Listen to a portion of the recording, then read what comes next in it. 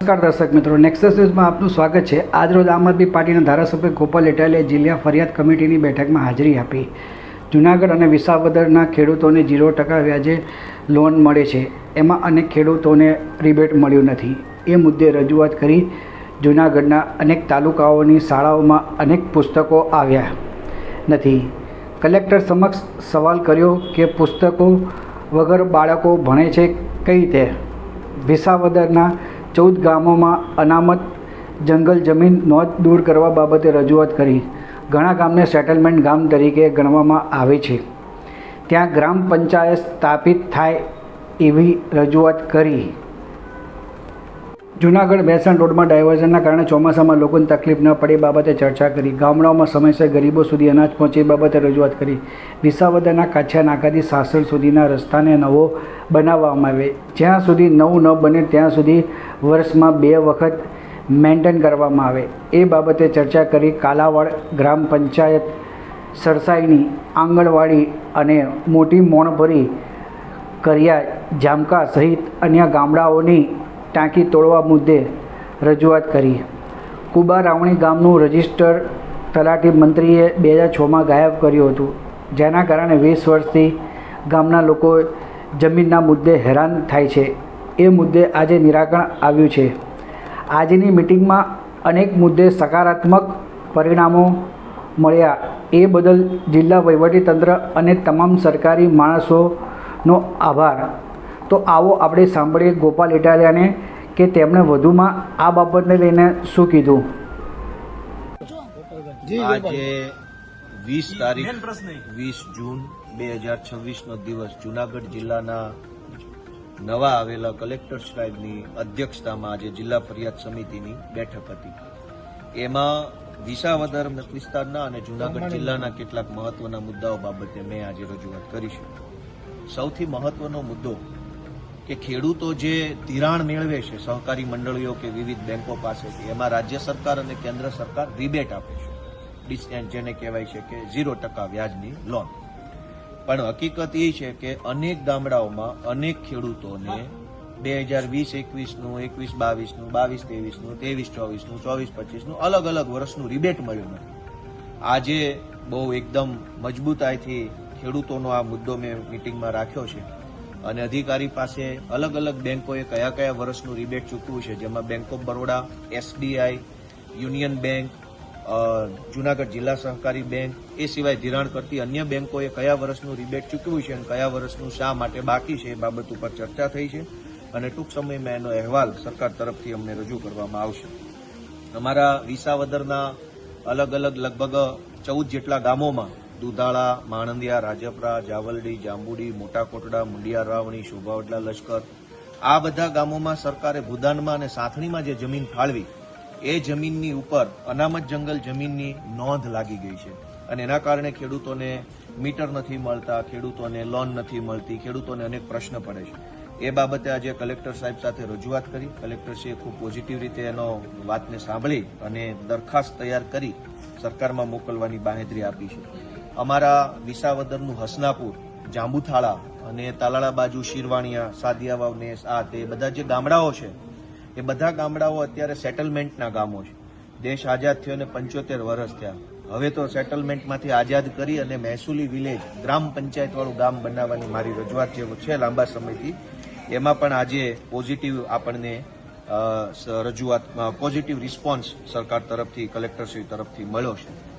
આ સિવાય જૂનાગઢ ભેસાણ રોડ લાંબા સમયથી બની રહ્યો છે, ચોમાસું માથા ઉપર છે, તો જૂનાગઢ ભેસાણ રોડ બાબતે, બિલખાથી ખંભાળિયા સુધીનો જે પટ્ટો છે એના બાબતે, બિલખાથી બેલાનો નવો રોડ બન્યો એની સાઇડ શોલ્ડર ભરવા બાબતની રજૂઆત હતી અને બગડુ ગામે દીપડા દરવાજા પાસે નદી ઉપર જે બ્રિજ બને છે એનો એપ્રોચ, માટીનો એપ્રોચ બનાવવાની જે રજૂઆત હતી, એ અલગ અલગ રજૂઆતો પણ આજે R&Bના અધિકારી સાથે ચર્ચા થઈ અને એમાંથી ઘણા બધા કામો જે છે એ પૂર્ણતા તરફ આગળ વધી રહ્યા છે। આ સિવાય એક બહુ મહત્વનો મુદ્દો કે સરકાર એમ કહે છે કે ભાર વગરનું ભણતર, પણ ભણતર પુસ્તક વગરનું થઈ ગયું છે। આજે મેં મુદ્દો ઉપાડ્યો, શિક્ષણ વિભાગના સાહેબો જે છે એ જવાબ ન આપી શક્યા। સત્ર ચાલુ થયું, શાળા ચાલુ થઈ ગઈ, એને મહિનો પૂરો થવાયો, અનેક વિષયના પુસ્તકો હજુ સુધી સ્કૂલ સુધી કે વિદ્યાર્થી સુધી પહોંચ્યા નથી।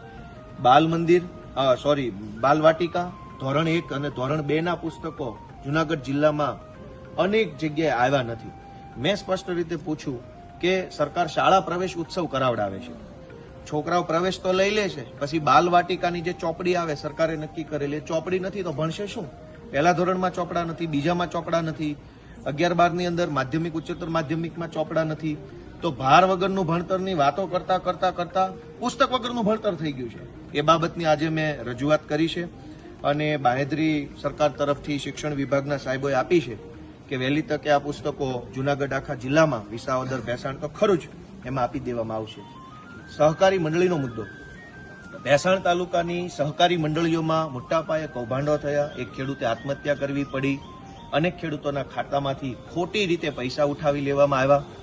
લાંબા સમયની લડતને આજે એક થોડુંક સારું પરિણામ મળ્યું છે કે છોડવડી ગામે અલગ અલગ લગભગ 7-8 જેટલા ખેડૂતોને ના વાંધા પ્રમાણપત્ર, નો ડ્યુ પ્રમાણપત્ર, કોઈ લેણું બાકી નથી એવા પ્રમાણપત્ર આપવાની શરૂઆત થઈ છે એવું જિલ્લા રજિસ્ટ્રાર સહકારી મંડળીએ આજે જણાવ્યું છે. વર્ષોથી ખેડૂતોના ખાતામાં 7-12માં બોજો પડી ગયો હતો. 15-15, 20-20, 30-30 લાખ રૂપિયાનો ધિરાણ બોલતું હતું. એને લીધા નહોતા, ખેડૂતો લડતા હતા, કોઈ સાંભળતું નહોતું. પણ આ જિલ્લા ફરિયાદ સમિતિના માધ્યમથી હું જ્યારથી ચૂંટાયો ત્યારથી રજૂઆત કરું છું. આજે એનું પહેલું પરિણામ મળ્યું છે, બદલ હું જિલ્લા વહીવટી તંત્રનો આભાર વ્યક્ત કરું છું. મોટી મોણપરી ગામે, જામકા ગામે, અલગ અલગ અનેક ગામ જે છે અમારા કર્યા છે, એ બધા ગામે ટાંકી પાડવાનો પ્રશ્ન છે. જર્જરિત ટાંકી છે. ચૂંટણી જીત્યો તે દિવસનો ટાંકી પાડવાની રજૂઆત કરું છું. ટાંકી બનાવવાનો મુદ્દો તો પછી આ ટાંકી તોડવા વાળો કોઈ નથી.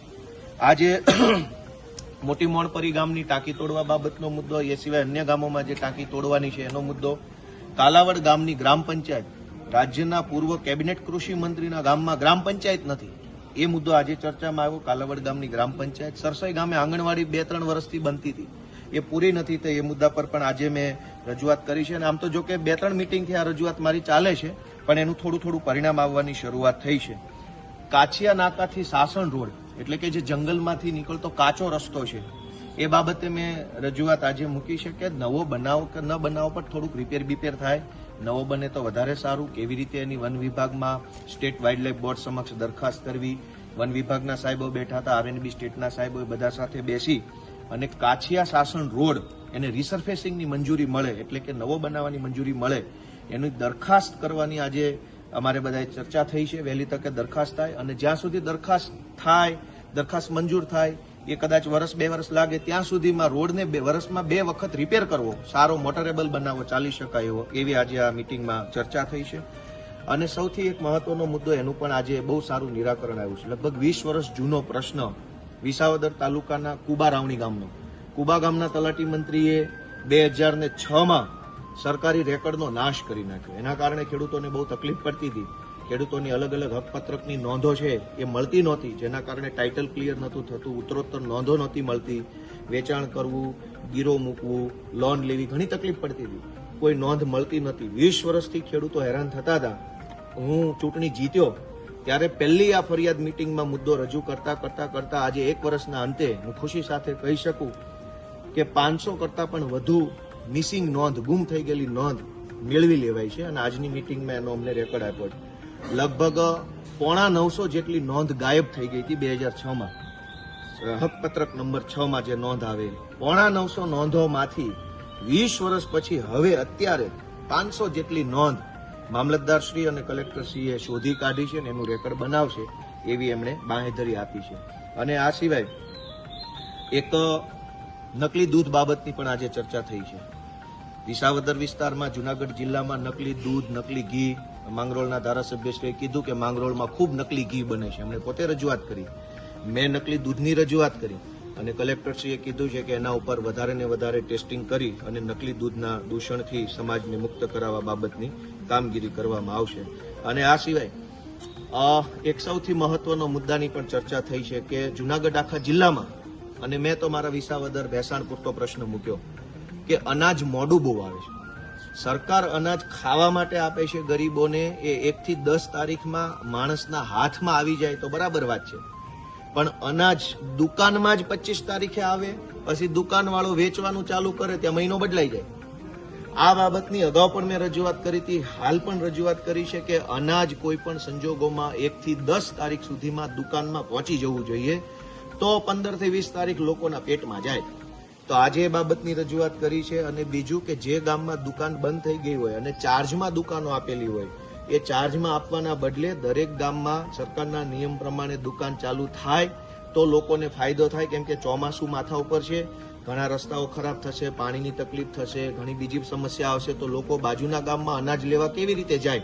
તો બાજુના ગામમાં અનાજ લેવા ન જવું પડે એટલે પોતપોતાના ગામમાં વૈકલ્પિક અનાજ લેવાની વ્યવસ્થા થાય. આ મુદ્દાની મેં રજૂઆત કરી છે. આમ કુલ મળી જુનાગઢ જિલ્લાના વિદ્યાર્થીઓ, ખેડૂતો અને આગેવાનો જે કંઈ એની રજૂઆત મને મળી હતી. તો આ હતા આમ આદમી પાર્ટીના વિસાવદરના ધારાસભ્ય ગોપાલ ઇટાલિયા, જેમણે સંકલન સમિતિ બેઠકમાં હાજર આપી અને જે મુદ્દાઓ પર ચર્ચા થઈ તે તેમણે પબ્લિક જનતા સમક્ષ મૂક્યા હતા. આવું ભાગ્યે જ જોવા મળતું હોય છે કે કોઈ ધારાસભ્ય સંકલન સમિતિમાં જે ચર્ચા થાય તે જાહેર જનતા સમક્ષ મૂકે છે. એટલે આના પરથી એક વસ્તુ તો પ્રસ્થાપિત થઈ શકે છે કે ગોપાલ ઇટાલિયા જે બી જનતા માટે કામ કરી રહ્યા છે તે પારદર્શી કામ કરી રહ્યા છે. દર્શક મિત્રો, આ અંગે આપનું શું મંતવ્ય છે તે અમને કોમેન્ટ બોક્સમાં જરૂરથી લખીને જણાવશો. અને દર્શક મિત્રો, જો તમે અમારી ચેનલને ફેસબુક પેજ પર જોઈ રહ્યા છો તો તમે અમારા ફેસબુક પેજને ફોલો કરો. ઇન્સ્ટાગ્રામ પર જોઈ રહ્યા છો તો તમે અમારા ઇન્સ્ટાગ્રામ પેજને ફોલો કરો. દર્શક મિત્રો, આવા સમાચાર જોવા માટે આપ અમારી ચેનલ લાઇક કરો, શેર કરો, સબસ્ક્રાઈબ કરો.